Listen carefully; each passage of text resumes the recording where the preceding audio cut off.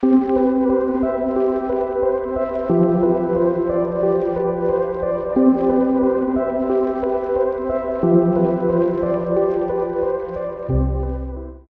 and welcome to Mathematics Illuminated, where I shed light on any and all math topics from simple to advanced in a way that's easy to understand and interesting to learn.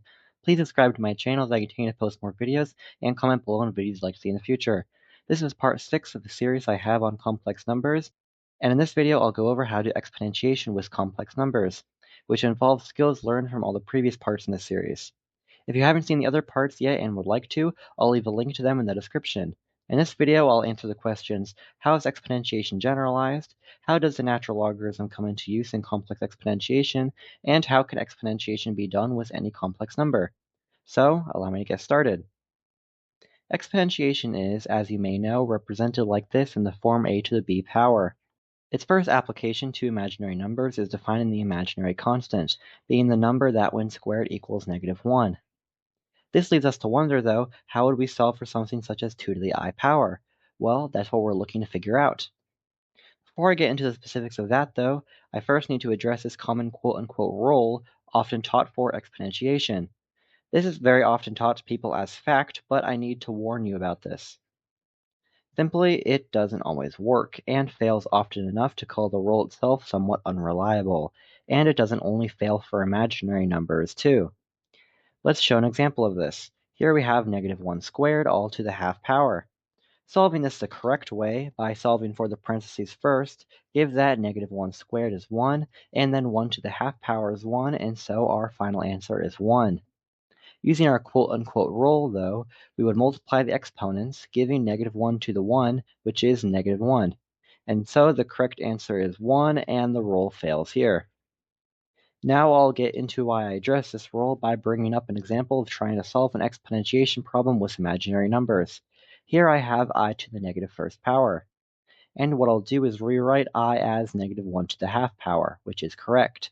But then I'll use our quote-unquote rule to multiply the exponents together, and then I'll use the quote-unquote rule again to rewrite this expression using exponents in the opposite order, and then we'd solve from here knowing that -1 to the -1 equals -1, since it's just the reciprocal of -1, and then raising it to the half power gives I. And so we've solved this, except we haven't because this answer is incorrect. This is why I address this quote-unquote rule, to show that people may be tempted to use it for exponentiation problems, but that it isn't reliable and should be avoided. Now we'll solve for this problem the correct way. Seeing that our exponent is -1, we can rewrite I to the -1 as a reciprocal of I. Then we can multiply both the numerator and denominator of the fraction by I, getting I over -1. Then we can multiply both the numerator and denominator by -1, getting -I over 1, which is -I, which is the correct answer. Not all problems are as simple as this, though, where the exponent is -1. It will often be much more complicated. For example, how would one go about solving I to the I power? Well, to do this, we can employ an actual rule for exponentiation that always works, that a to the b power equals e to the natural log of a times b, as long as a is not equal to 0. If you want to see more about this definition of exponentiation and how it can be used, along with what happens when a is equal to 0, check out my video on defining exponentiation, which I'll leave a link to in the description.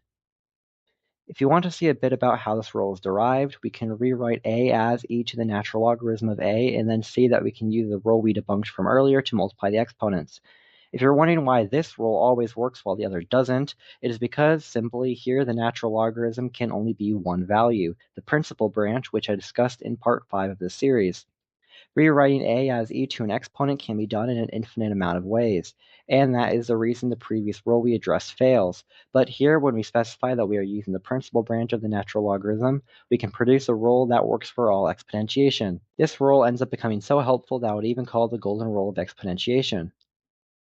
And so, going back to our example, how would we solve for I to the I power?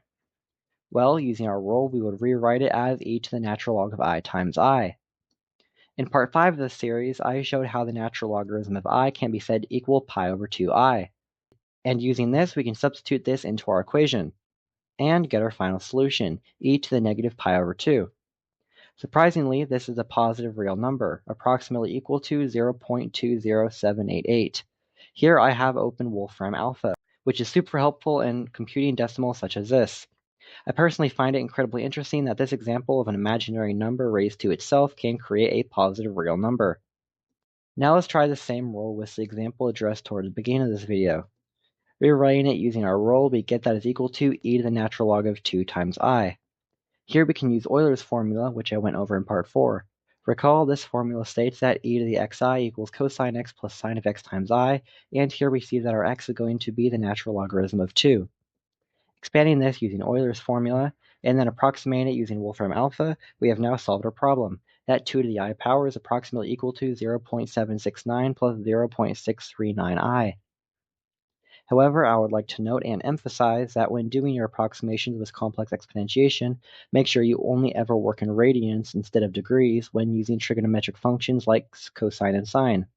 If you fail to realize this and accidentally have your calculator set to degrees, you'll get a very different and very incorrect answer. So keep this in mind. This all leads one to wonder, how would you do complex exponentiation for two complex numbers in the form x plus yi? Well, though this is very possible, it is very complicated and hard to keep track of. So allow me to show how it would play out using this example, raising 1 plus 3i to the half minus 2i power. First, what you would do is expand this using the rule that one must always use for complex exponentiation, which then finds you taking the natural logarithm of a complex number in the exponent. In part 5 of this series, I went over how this can be done. We are finding the natural logarithm of 1 plus 3i, and as discussed in part 5, it can be expanded as the natural logarithm of the radius plus the angle or argument multiplied by I.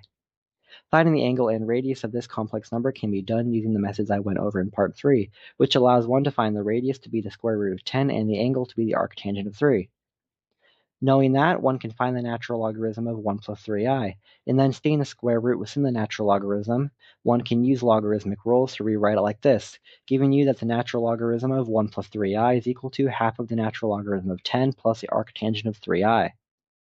Knowing this, we can carry on with finding the solution to our initial problem, rewriting the exponent as two complex numbers multiplied by each other. And here is where it gets awfully complicated and hard to keep track of.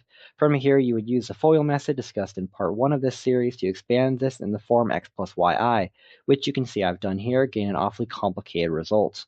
Here I have the exponent separated into a real and imaginary part. And what I'll do is call the real part A and the imaginary part B. Minimizing what I have here, I'll now simply call our exponent a plus bi.